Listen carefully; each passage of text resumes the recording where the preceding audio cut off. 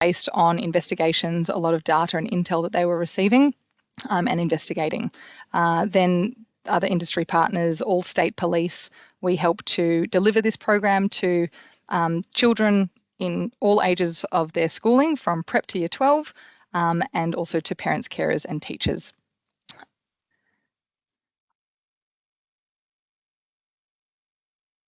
Thanks, Alex. What we're doing is with this particular program, we're going to do this program and an extra video on top of that, as well as just some questions. You know, we'd like to make sure that you guys are getting out of it what you'd like to get out of it. So really, the approach of the Think You Know, which is the federal approach and across the law enforcement, is we're pro-technology. So we're really not going to talk to you about, you know, keeping devices away from your kids and all that sort of stuff. We're saying, look, let's embrace it. It's part of life. So we want you to get, you know, actively involved, and we acknowledge that there's a heap of challenges. I tell you this, you know, our role as police working with young people, we've been flooded by cyber issues over the last 15 plus years. So yeah, it's been really tough, and you know, I'm a parent myself with 3 kids, so I sort of know about some of the issues there. Let's listen to some of the funny rubbish that kids come up with. Alex, you want to chuck on a funny video for us? Absolutely. All right, hopefully the sound is good for everybody. IMO. E-meeting only? In my opinion. Ah, good move. Nice.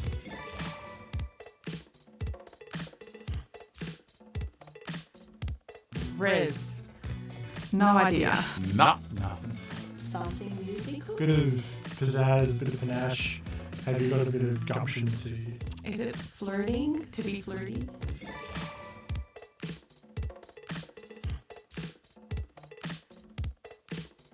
GRWM. Grown, recidivist white male. Something with me. No idea. GRWM is basically get ready with me.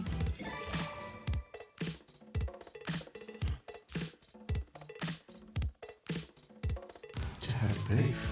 Is that like a pickup line or something? To have, like, conflict. When I was young, it meant you had a problem with somebody.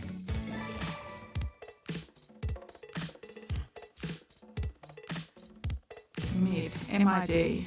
Average? Middle of the range. Meh.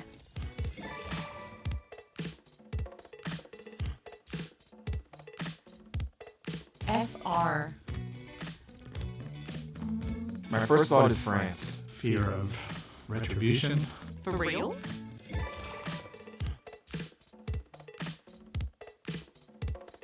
Full send. Almost like going off the deep end, going completely berserk. 100% onto something? Some do text messages. It's going all out.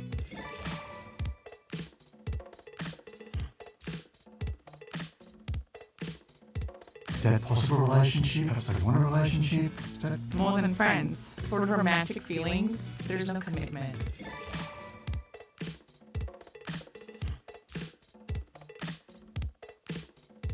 No cap. I'm bald. I always have a cap. Don't shout. No skill, no riz. Somebody can explain that later. Delulu. Crazy? Delusional.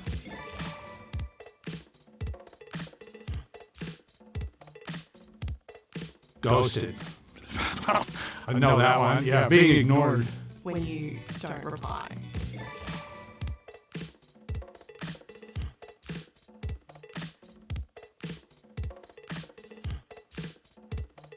I've seen this one.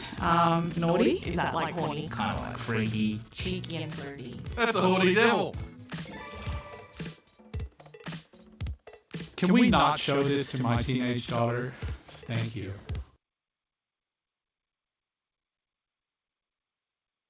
So that is simply to highlight sometimes the seemingly different languages that we can speak from our children and adolescents into adulthood.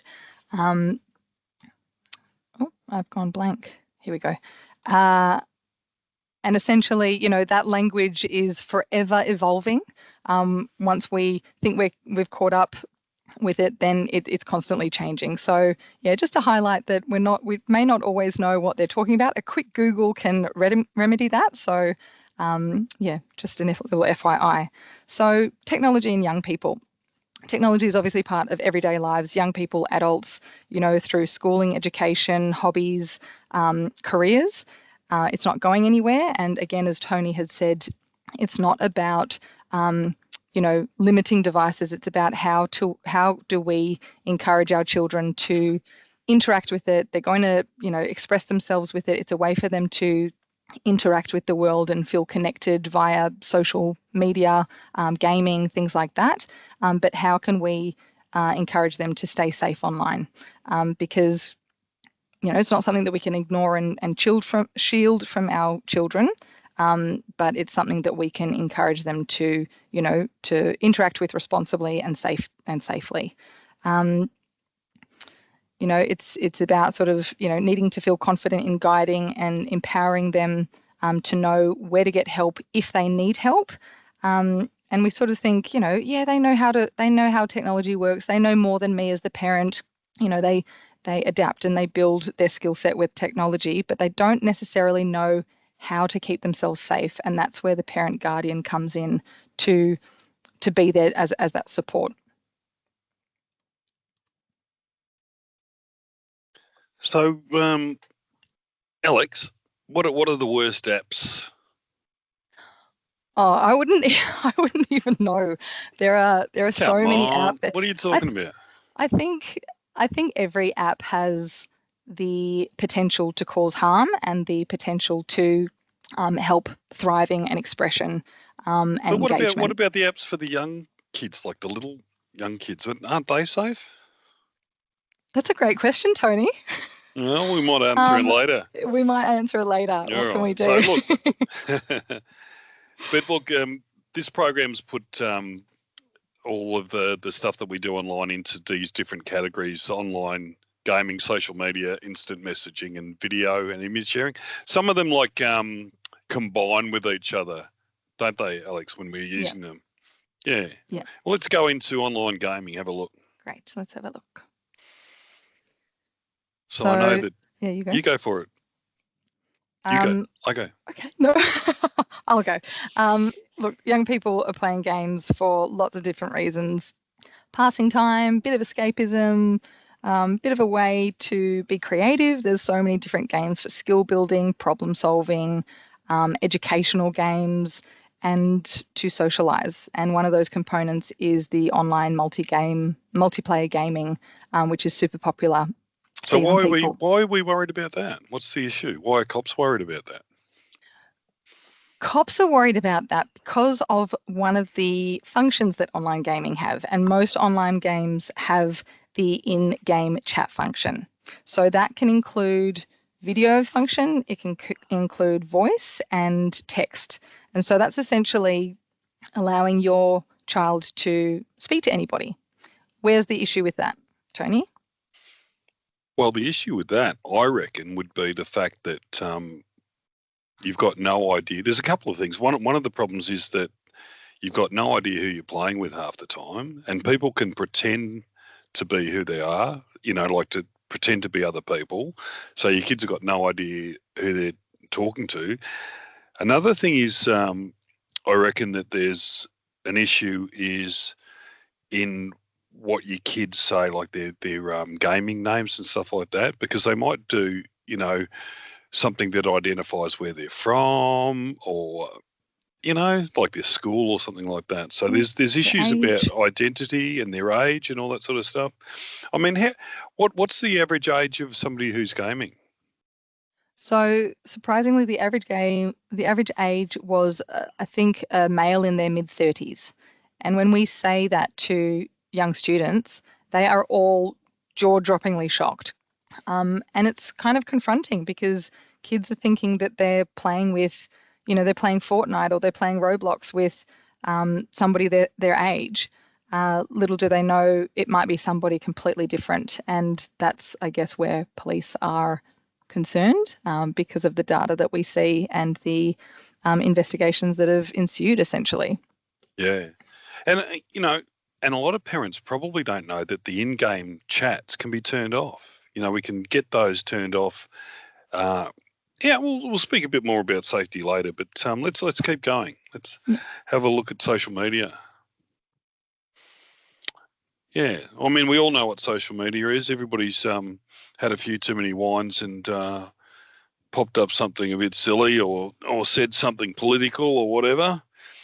But with our kids, let's not put ourselves into trouble here. But with our kids, one of the problems is I think that some people become famous on social media, especially teenagers and stuff like that. So, like when I was a kid, I wanted to be a rock and roll star. I still do. I'm still trying, but I'll get there one day. But with the youngsters, they want to get on the old TikTok and they want to be they want to be stars. So what's the danger with that, Alex? What do you reckon's the problem?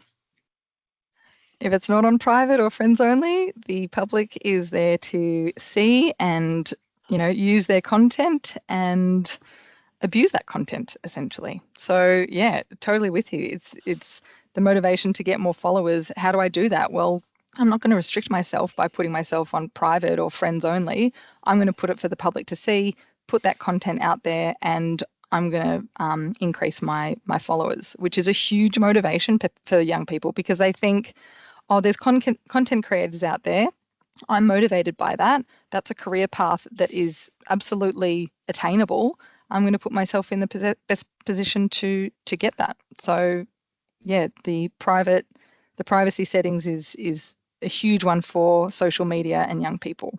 So there's a catch-22, Alex, with that is the fact that your children will want to, especially your teens, will want to do that by like being a gamer or being an influencer or whatever the word is this week. But you don't want them to have like an Instagram or a TikTok set to public because they're putting themselves at risk of any random getting involved. So, like what I've heard for people who, have got kids who are really talented in some way is that the parent actually takes control of that account so that they monitor everything and monitor the comments and all that sort of stuff. So that might be some way to get around that.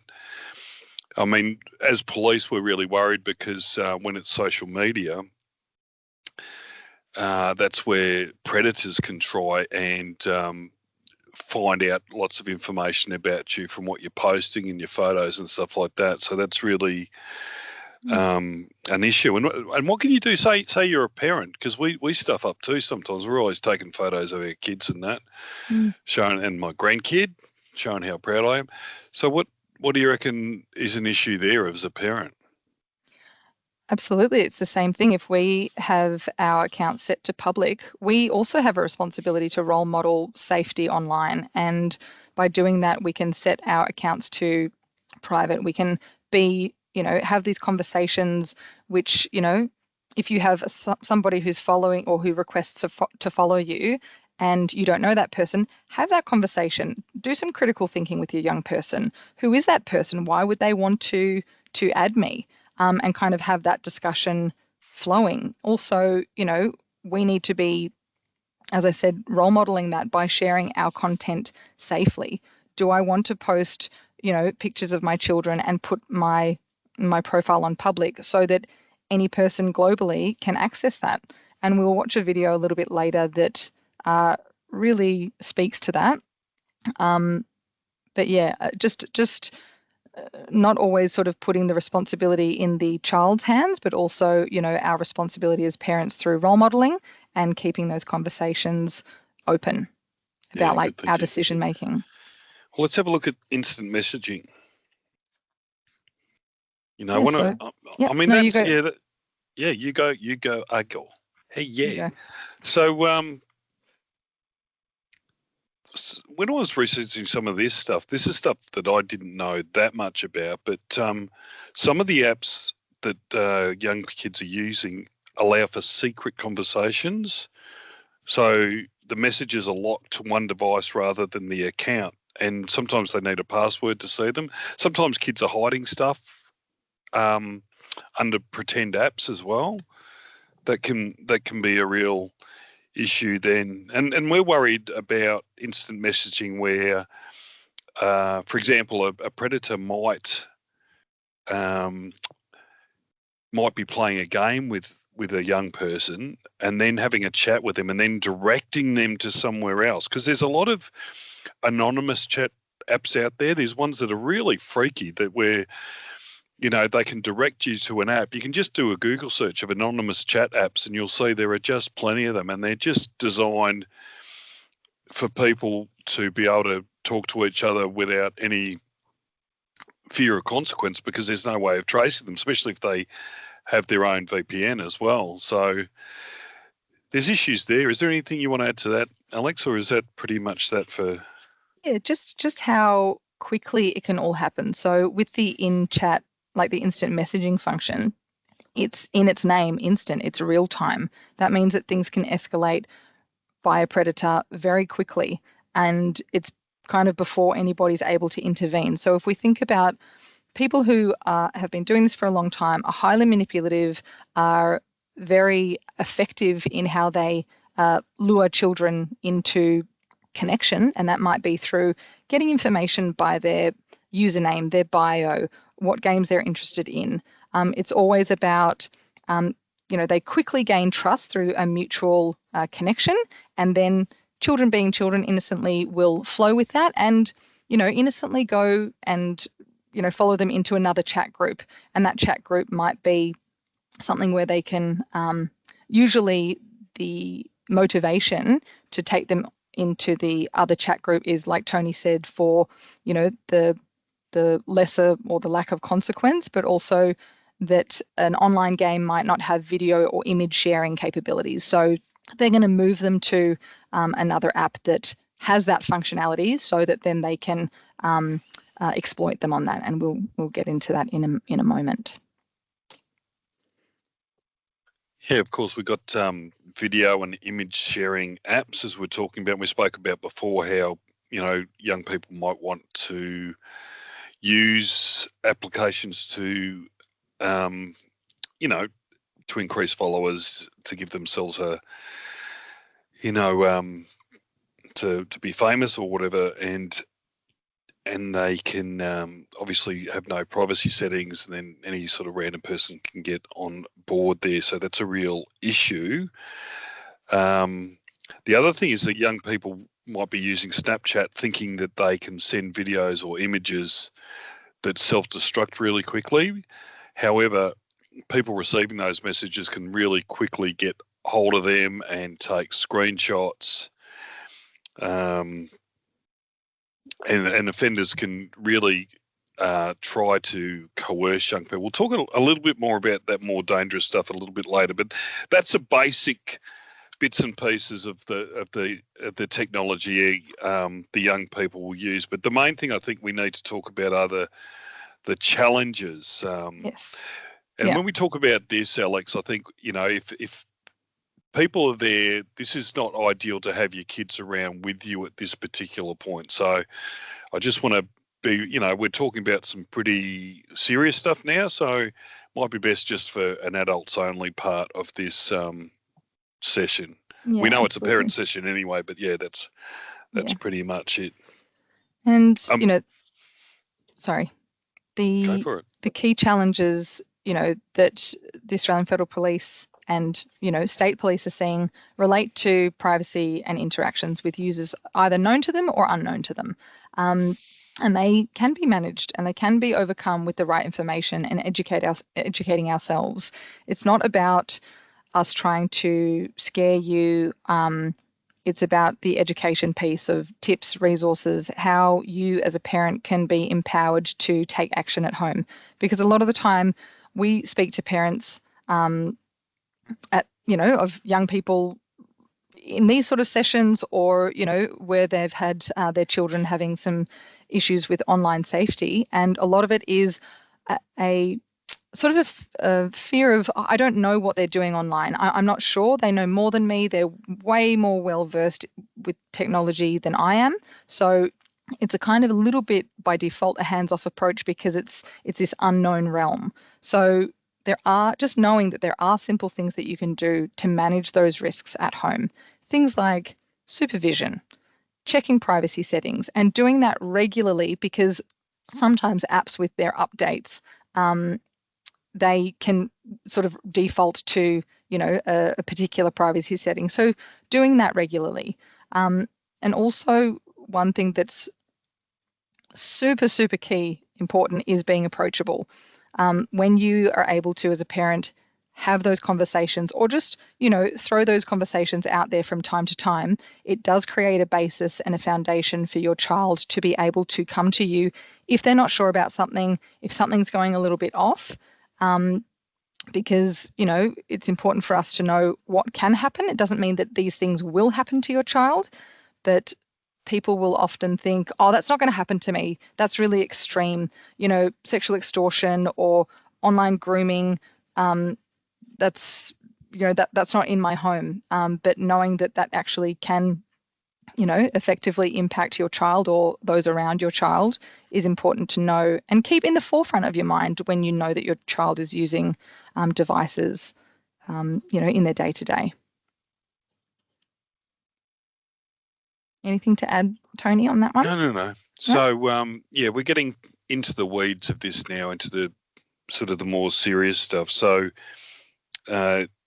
you've got self-generated child abuse material can be categorised into two streams. The first is child abuse material with criminal elements, and the second one has no criminal elements. The one with no criminal elements includes consensual peer-on-peer sharing and the unintentional uploading of images. We find with young people, there's so much of this going on. There's a lot of, teens sharing images for whatever reason. They could be, if it's not criminal, it's that unintentional or consensual, where people are sharing it with each other. And I think that what's happening, is kids are just quite immature and don't really understand the consequences. Once again, they're probably wanting to, be liked and all that sort of stuff. And when with police, when we see this sort of stuff that might fall into the category of borderline criminal stuff, but not really, we really try to take an educational approach. We're trying not to get involved in investigation, especially if it's, that type of stuff where the kids are just experimenting or something like this. And it's really important to, we consider what the motivations are behind it. So if it's not really coercive and it's not really, if it's something reasonably innocent, that's sort of something that we're not going to try to do much about, apart from getting rid of it as much as we can off our screens. Let's go to the next one. And sorry, just on that, Tony, just the, having, again, the conversations with your child about that type of material, if they send it to somebody, if they receive that from somebody, what their role is in that, and the importance of not sharing it on, because that can fall into that criminal element. If somebody has, a 15-year-old has shared something with their romantic partner to another 15-year-old, and then that 15-year-old sends it on to the rest of the school, not with malintent, but it's about understanding everybody's role and what that content actually means, that child abuse material of the, nudes or sexual images.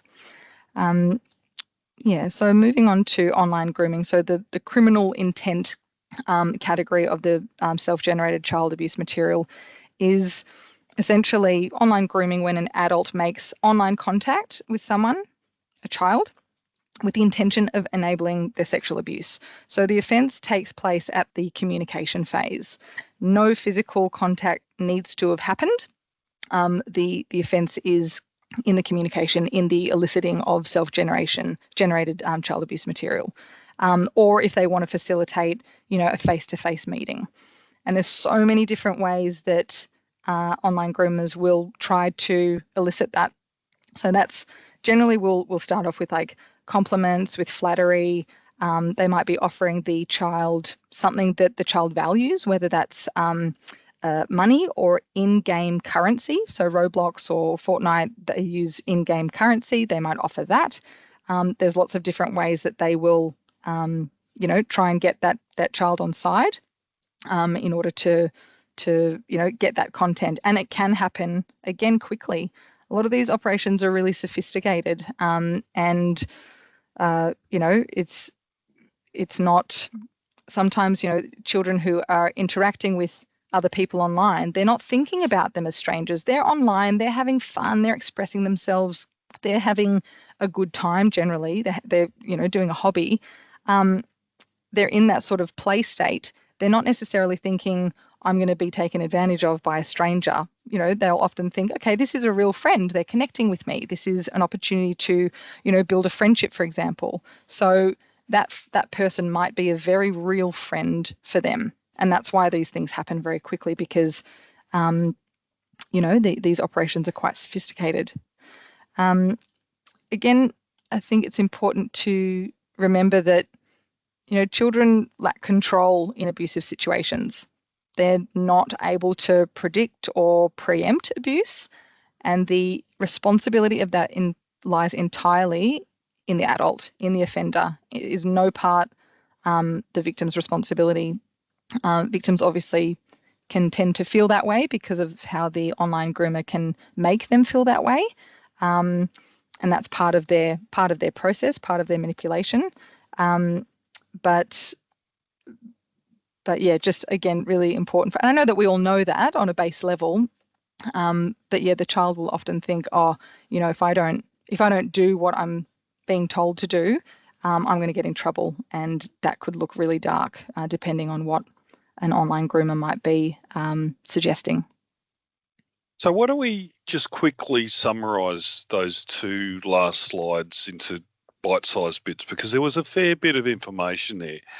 So when we're talking about the stuff that might be consensual and not really a crime, would be people, probably young people between the ages of 13 and above, who are sharing something with people their same age.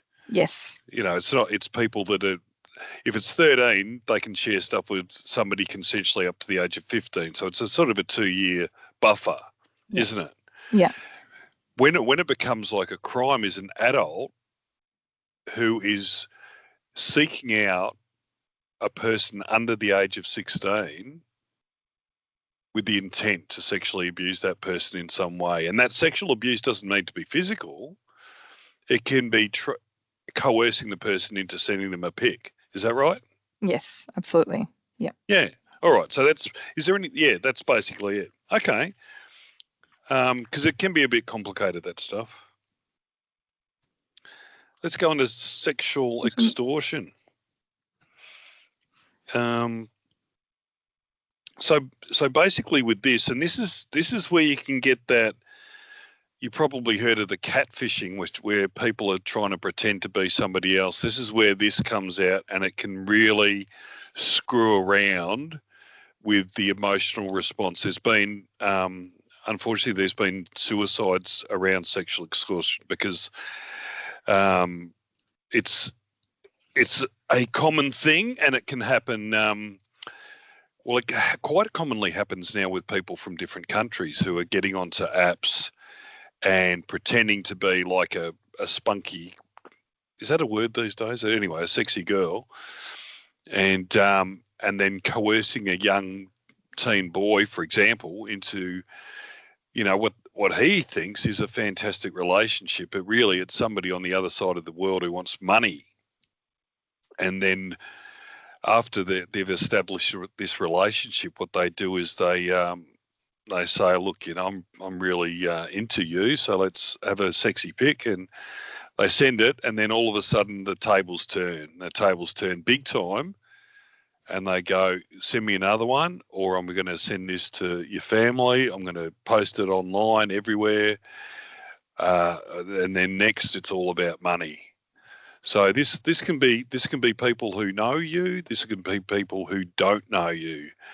It's a horrible, horrible crime, and it's one of those crimes where the person, say it's your teen, they feel absolutely lost. They're ashamed. They're scared to speak up. And that's where you can start to get that real lonely depression sort of thing. So we really need to be on our game as parents to pick up on bits and pieces. Yeah. What's our message on this, Alex? Just that nothing is so bad that you can't tell someone. I think that that's a really simple and important message to really, hammer down in a gentle way, of course. But nothing is so bad that you can't tell somebody. Because if you can tell somebody, then, you can at least, you're on your way to getting help. And, you've got somebody in your corner to help problem solve. And you can tell your kids this information right when they're really young. I've been talking to, like, even preps. You can tell them that nothing's so bad that you can't tell someone. We really need to encourage our kids to be able to talk about that. It's important to even point out to them who do you feel safest with in terms of people who you know personally. They need to be adults, and the adults need to be able to take control too. So it's really important that our kids know that if they're too scared to tell mum and dad, they might feel comfortable with a teacher or, a youth worker or a another family member or an adult friend that of the family. So, yeah, very important stuff because we don't want our kids to be thinking that they've ruined their lives just over something like that. We need to make them know that they're victims in this sort of situation. There's a video here, isn't there? Yeah, there's Alex? a couple of videos that we'll go through that that talk about online grooming and sexual extortion that was investigated by the Australian Federal Police.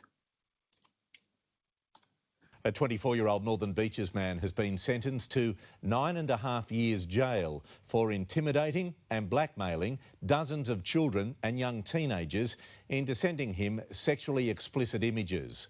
Curtis Whaley posed online as a 16-year-old girl, a judge describing him as sadistic. Curtis Whaley is a baby-faced predator. 49 victims, 700 images and videos. His reign of terror only ended when one father called police. It was a case of someone who was cruel and sadistic and had no care for the well-being of the children, and he got joy out of their suffering. Whaley posed as a teenage girl called Beth on Instagram, Snapchat and Facebook. He very cleverly tricked his victims into supplying images, which he would then threaten to send on to family members unless they provided more explicit material. He warned one, stop delaying. Like I said at the start, it will only make things worse.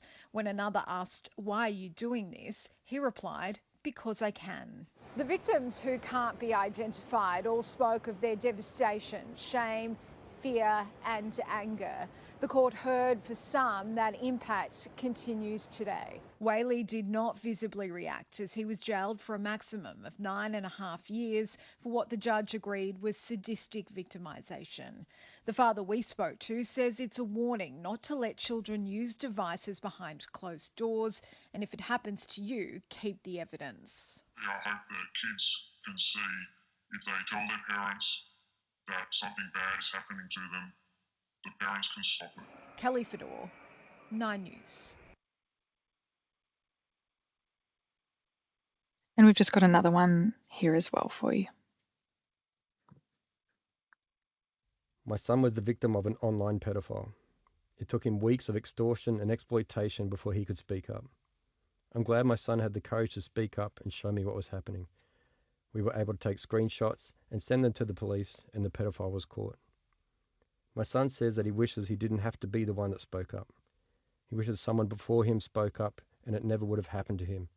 They would have saved themselves and they would have saved all the other victims that came after them.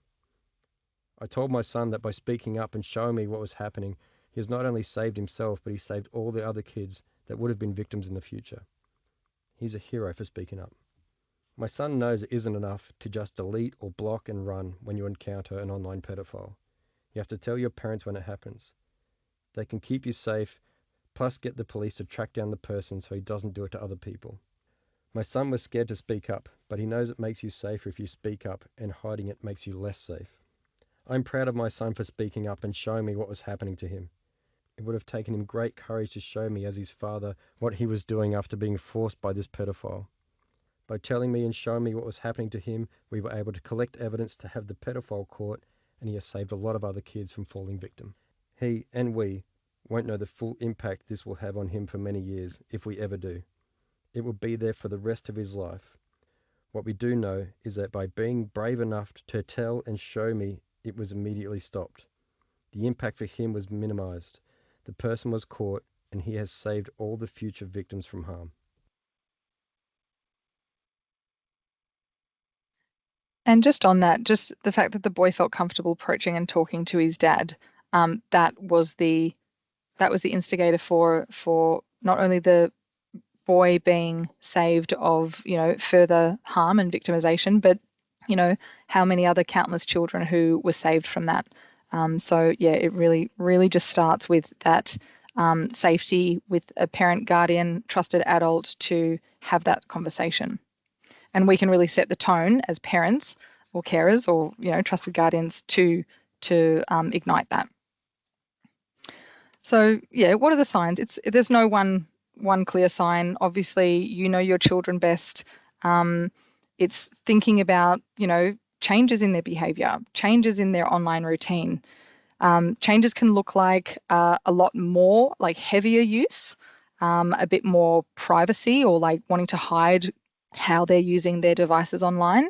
Maybe they're retreating to their rooms where they wouldn't normally do that, or they're being a little, their behavior has changed around it. Maybe they're not wanting to use their device for some reasons. It's just important to, keep an open mind and be curious. And I know that obviously we all have very, very busy lives. There are distractions galore. But if you're seeing changes, and obviously, we've got, there's adolescent children, there are changes happening, every moment, and attitude shifts and all the rest of it, dynamic shifts. But yeah, changes in the online routine can be a little bit of a telltale, becoming withdrawn, upset. Unexpected new possessions can be a big one. Where are they getting that from? Do you sort of control or have oversight of their money? Have they asked to open up a new bank account? Those sort of things can sort of point to a bit of a red flag situation.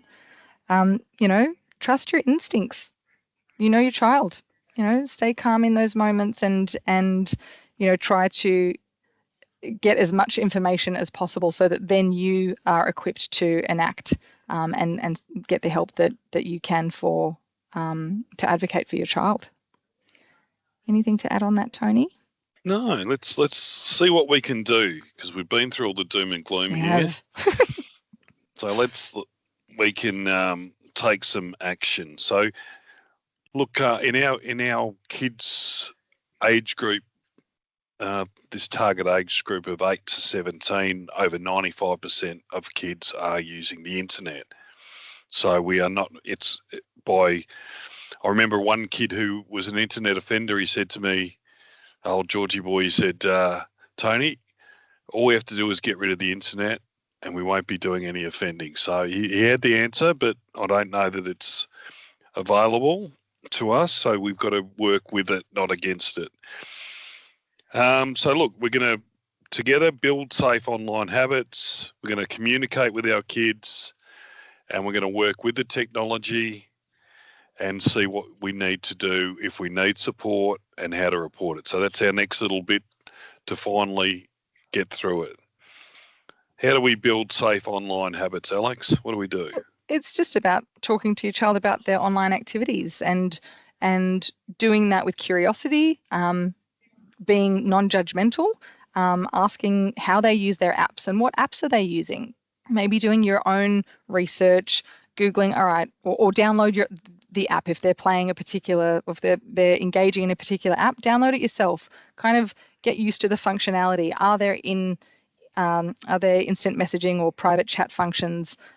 Because what we don't know, we don't know. So if we can educate ourselves a little bit on like at least the interface, it kind of makes it a little bit more digestible to sort of know how our children are using their technology.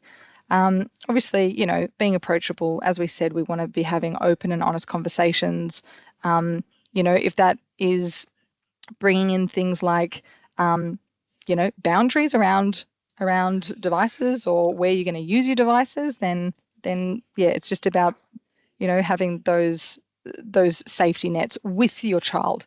I think often, you know, if we're sort of saying you can, you can't, you can, you can't, there's going to be resistance. So can we both come to the table and have a bit of an agreement with how we're going to use it safely and encourage critical thinking?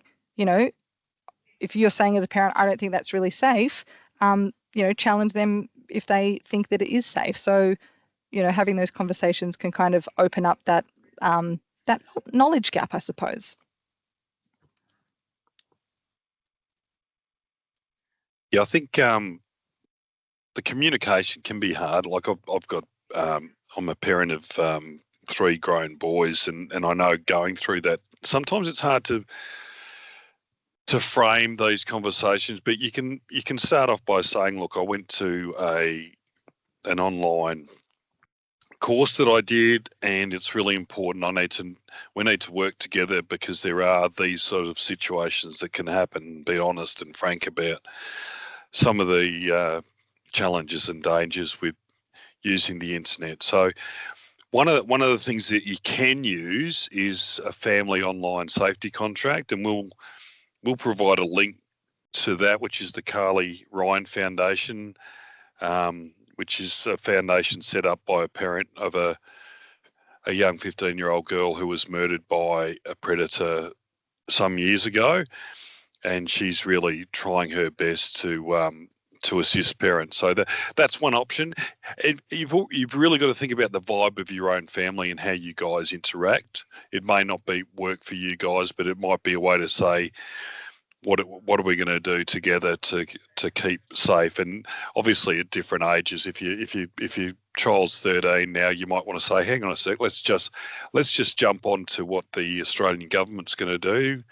And the Australian government's going to say, well, you can't access social media until you're 16. God knows how they're going to do that, but I think it's a fine goal to have.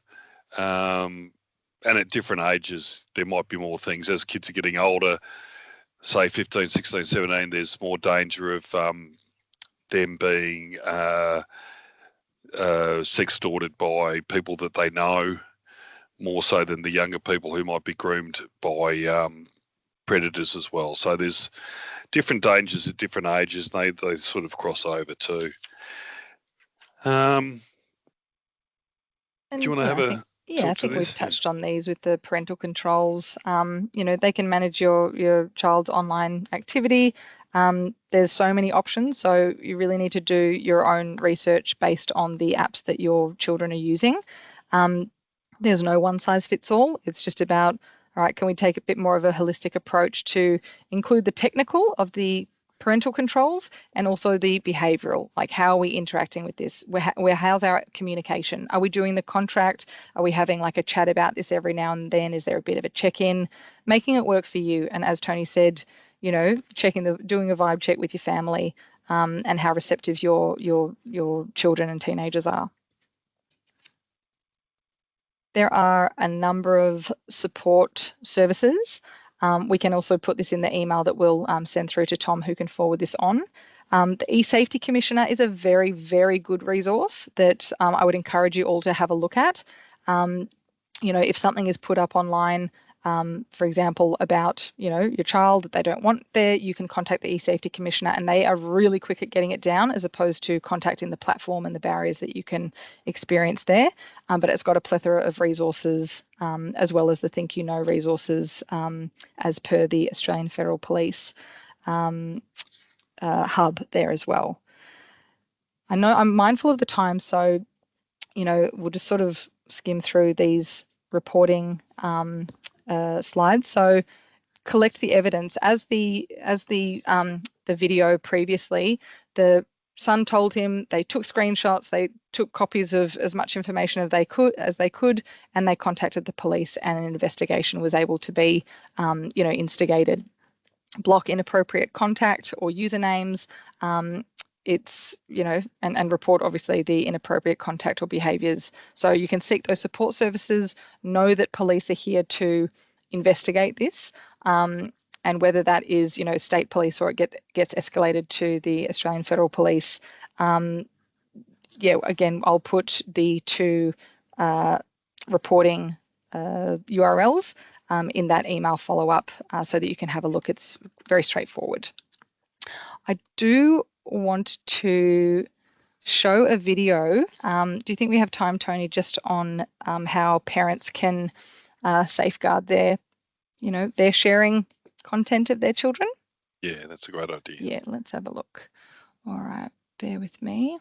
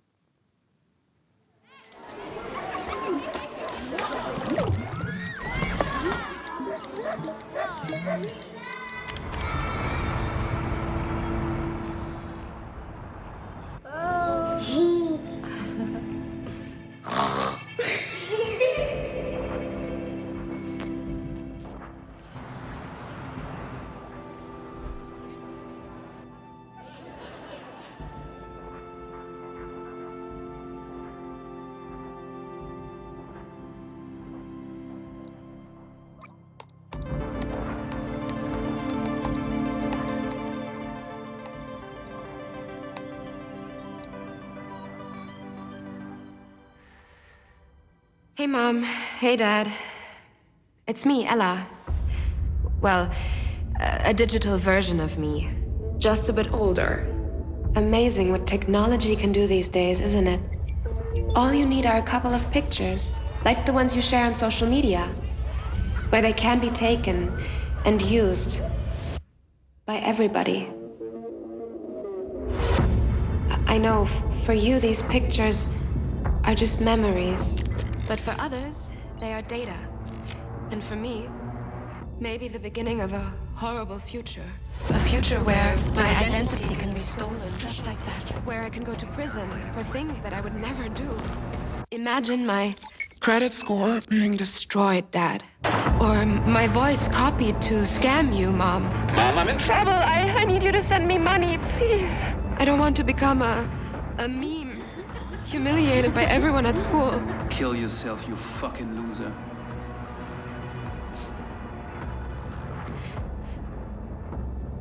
And I certainly don't want this.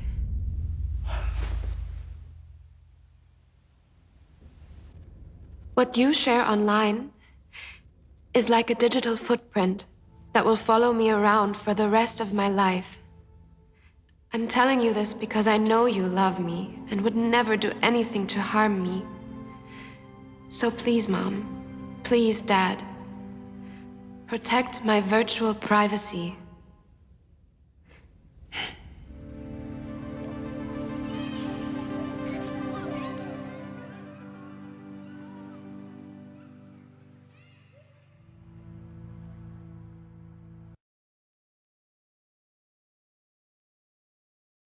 I always find that quite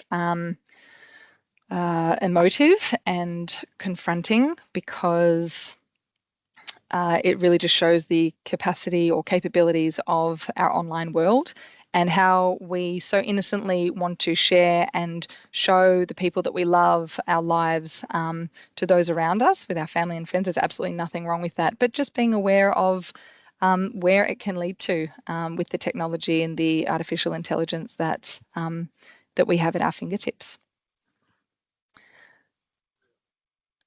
Let's put our happy faces on.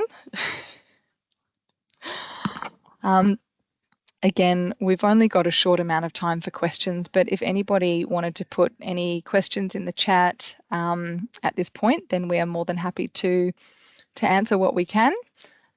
We hope that it's been informative and yeah, just raised a bit of awareness about the possibilities. Here's my microphone. There were some questions that Tom sent us today, and there's probably too many to answer at the moment, so we'll make sure that we answer those questions by sending the information to Tom. I think, is there anything you'd like to say, Tom, or ask in finishing? Yeah, no, so there was one question, which is my own question that I put in there so I didn't forget, but when we spoke about screenshots earlier, can the person that sent the image or whatever it is, can they know that someone's taken a screenshot when they've sent it through an app, or can that be done without? Yeah. Yes. If it's Snapchat, the person who sent it will know. And so what the kids do now, and what we've been suggesting, is they take a photo of that before it goes away. So they use another device to take a photo. Yeah. Okay. There's also, depending on, I'm not super savvy on all of the apps and their functions, but I know that Apple devices have a screen recording functionality. And so you can screen record a story, you can screen record a disappearing message. So it is possible to do it discreetly, both for the potential victim of, say, for example, online bullying or grooming or whatnot, but also for an online groomer to discreetly take disappearing content. Yeah. Okay, so we've got a question about a secretive child who creates double accounts. How can we work with her to keep her safe? That's a really tough one, because that's all about creating that sort of level of trust where you can try to get to the bottom of what's going on there.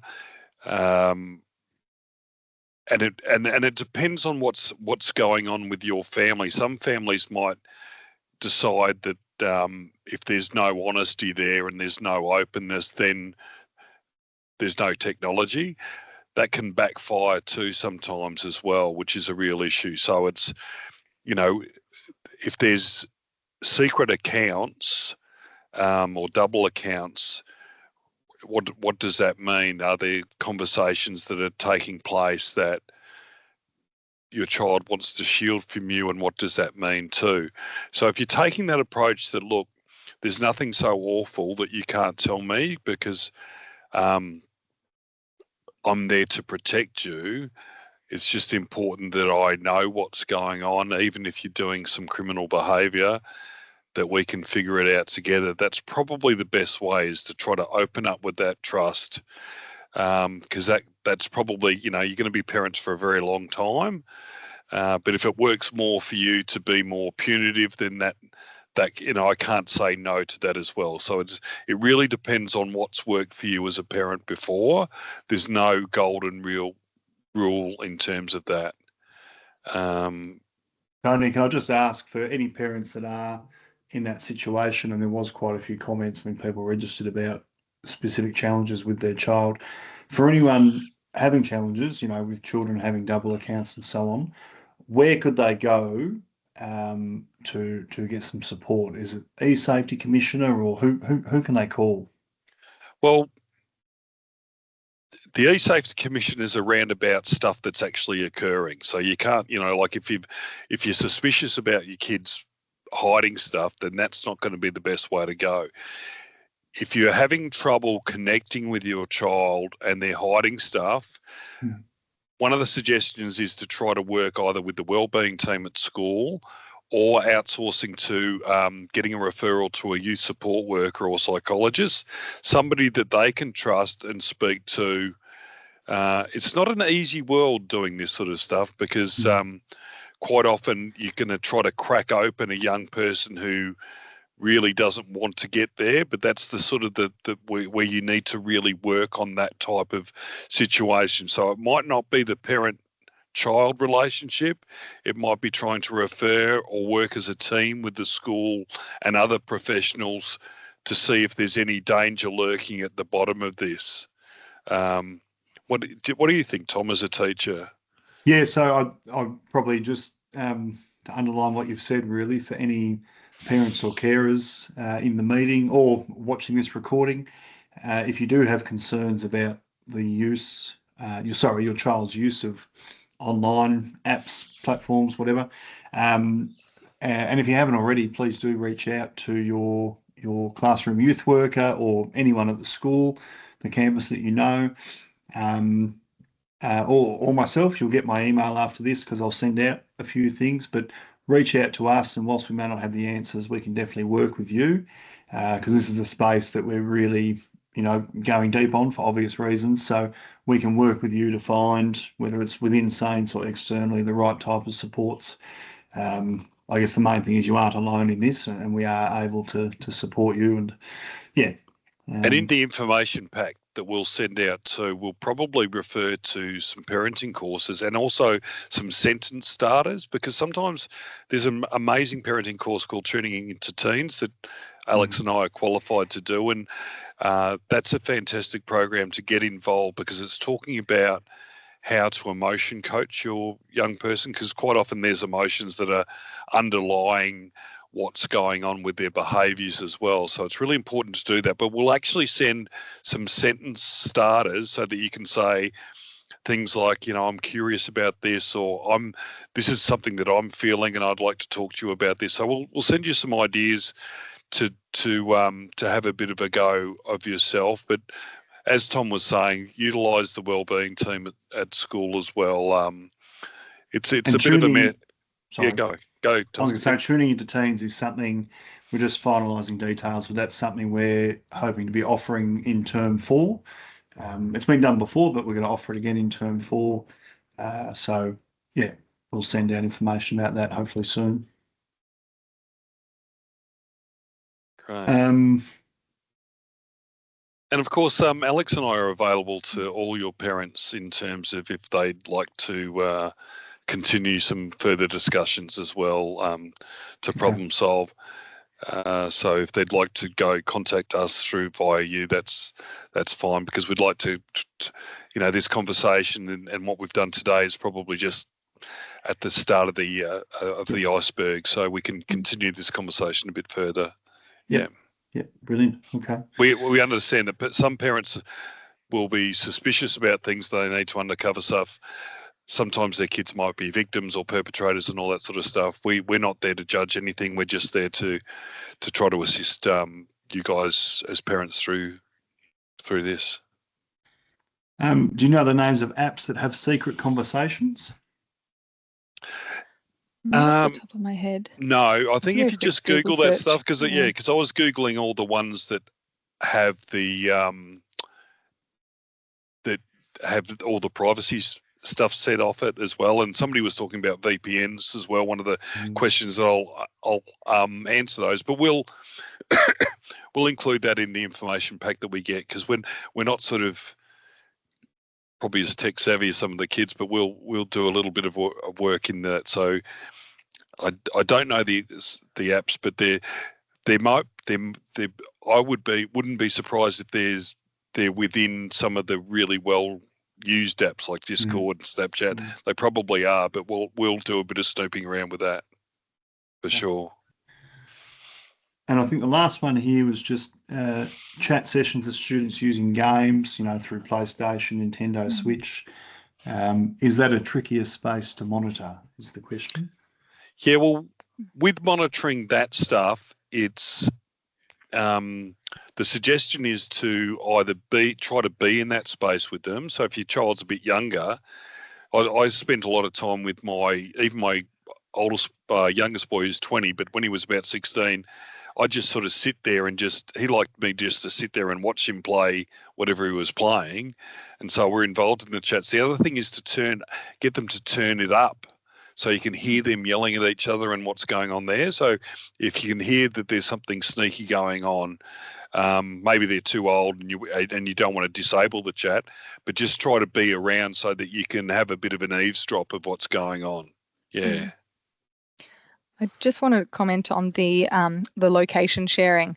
You know, kids, adults, you know, people who I know are doing location sharing, and it can absolutely lead to potentially, you know, concerning dynamics between, you know, relationally, you know, whether that's intimate relationships, friendships, and whatnot. And it's something to, you know, potentially have a conversation with about. And know that one of the people said that not your kids aren't doing it, but it's just a conversation.